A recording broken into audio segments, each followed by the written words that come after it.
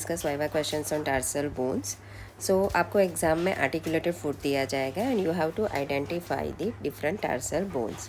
Here in this image you can see the largest tarsal bone. So the largest tarsal bone, it is the calcaneum. So this is the calcaneum. On the surface of calcaneum we have the talus bone, which is the second largest bone. Talus articulate with the boot shaped bone, which is known as the navicular. On the lateral side we have a cuboid, and remaining three are the cuneiform bones: medial cuneiform bone, intermediate cuneiform bone, and the lateral cuneiform bone.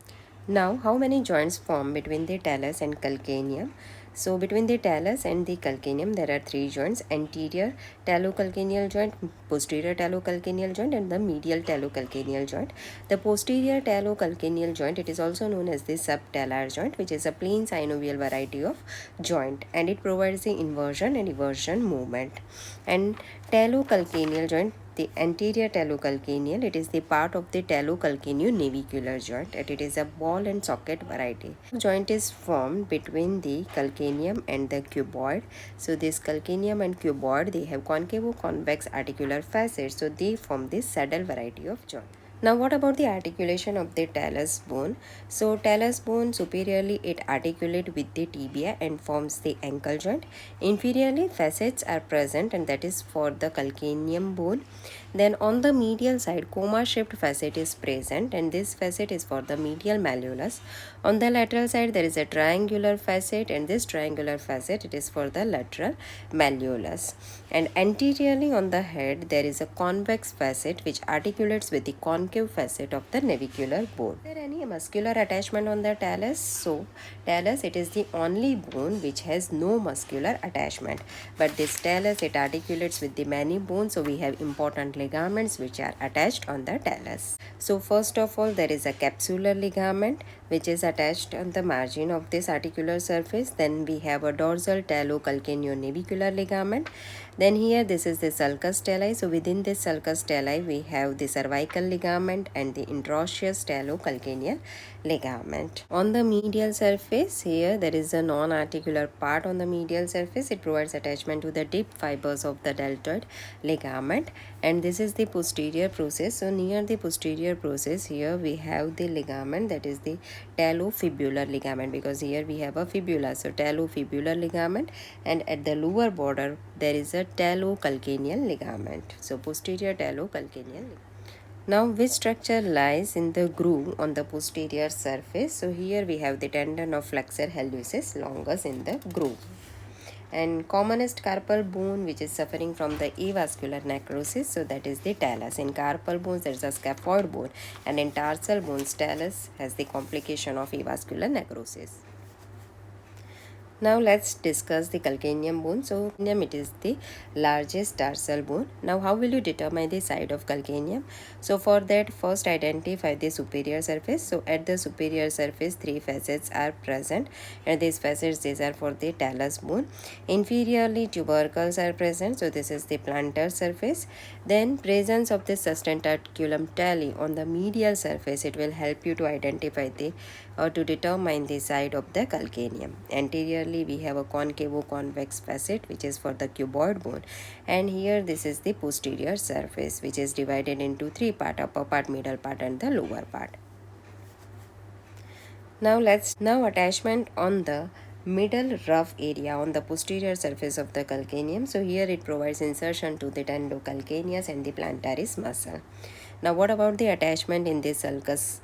This is the sinus tarsus. So what about the attachment on this sulcus calcanei? So interosseous talocalcaneal ligament medially and the cervical ligament posteriorly, it is attached here. Now attachment on the lateral surface of the calcaneum. So on the lateral surface we have a tubercle which is known as the peroneal tubercle. So 1 centimeter behind the peroneal tubercle there is an important ligament which is known as the calcaneofibular ligament, and the tendon of peroneus brevis, it passes above this peroneal tubercle, and tendon of peroneus longus, it passes below the peroneal tubercle. Now what about the groove structures which lies in the groove on the medial surface of the calcaneum? So this groove just below the sustentaculum tali, it gives passage to the tendon of flexor hallucis longus. Now what about the attachment on the medial margin of this tali. So here anteriorly we have the ligament, and that ligament, it is the anterior spring ligament. See here in this diagram you can see this is the Calcaneus ligament. So here it provides attachment to the spring ligament. Then this slips, it provides the entire length, it provides the attachment to the superficial fibers of the deltoid ligament. And posteriorly there is a talocalcaneal ligament. So posteriorly there is a talocalcaneal ligament. Now what is calcaneal spur? So calcaneal spur, this is also known as the heel spur. So a bony projection from the surface of the calcaneum is known as the calcaneal spur. And the fracture of calcaneum, it is also known as the lover's fracture. Now identification of the navicular bone. So first of all, as navicular bone, it is a boat-shaped bone. Here you can see a concave facet which is present on the surface of the navicular bone, with which it articulates with the head of the talus bone and forms the talonavicular joint, which is ball and socket variety of joint. A tuberosity is present on the medial side. Then distally there are facets, and these facets are for the three cuneiform bones: medial, intermediate, and the lateral. Now, which structure is attached at the tuberosity of the navicular bone? So, this navicular tuberosity, it provides the principal insertion to the tibialis posterior. Now, what about the cuneiform? We have three cuneiform bones. The largest cuneiform bone, it is the medial cuneiform bone. Then smallest cuneiform bone, that is the intermediate cuneiform bone, and the remaining one, it is the lateral cuneiform bone. Now cuneiform bone, the cuneiform, it means they are the wedge-shaped bones. Now important attachment on the medial cuneiform bone. So at the anteromedial margin of this medial cuneiform bone, it provides insertion to the tibialis anterior tendon. And anterolateral margin of this medial cuneiform bone, it provides insertion to the peroneus longus. The characteristic features of the cuboid bone. So cuboid bone, the proximal surface of the cuboid bone, there is a facet which is concavo-convex facet, and this facet is for the calcaneum bone. On the distal surface there are facet which is divided by a vertical ridge into two facets for the metatarsal fourth and the fifth. Then dorsal surface, it is rough for the attachment of ligaments only, and the plantar surface there is a groove, and groove it is bounded by an oblique ridge.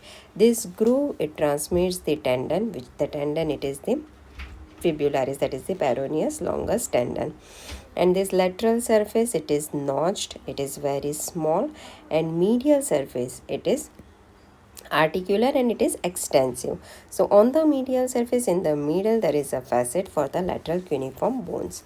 So cuboid calcaneum with the fourth and the fifth metatarsal bones and with the cuneiform bone.